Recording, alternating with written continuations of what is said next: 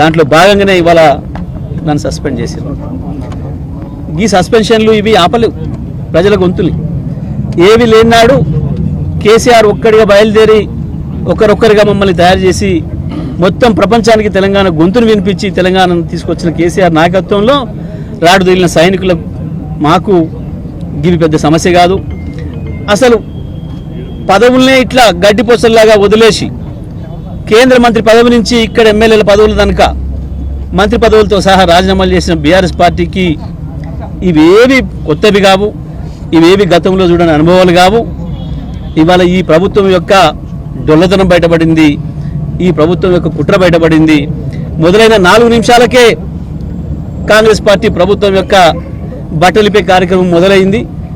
ఈ ఉపన్యాసం పూర్తి అయితే ఆయనతో మమ్మల్ని బర్బాదలు నిలబెడతారేమో ప్రజల ముందటన్న భయంతో ఈ ప్రభుత్వం చేసిన కుట్ర తప్ప ఇంకొకటి కాదు ఈ సస్పెన్షన్. తప్పకుండా దీన్ని ప్రజల్లో ఎండగడతాం, న్యాయస్థానం ద్వారా కూడా మేము ఎదుర్కొంటాం. తప్పకుండా బీఆర్ఎస్ పార్టీగా మా గొంతు నిరంతరం వినిపిస్తూనే ఉంటాం. ప్రజలు మాకంటే ఇంకెక్కువ ఆక్రోషంగా ఉన్నారు. ప్రజల భాషలో వింటే ఈ ముఖ్యమంత్రి కానీ ఈ ప్రభుత్వంలో ఉండే మంత్రులు కానీ నిజంగా సోయిన వాళ్ళైతే ఆ పదవిలో 1 నిమిషం కూడా ఉండకూడదు.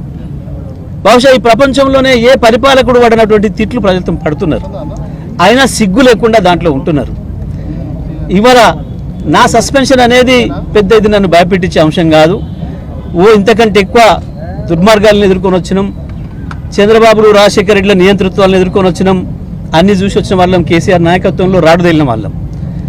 ఇవి ఏమి మమ్మల్ని ఆపలేవు, మా గొంతు నొక్కలేవు. ఇంకా ఇంకా ఇంకా బలంగా మా గొంతును వినిపిస్తాం. ఒక్క శాసనసభలో ఆపినంత మాత్రాన ప్రజాక్షేత్రంలో మమ్మల్ని ఆపలేరు.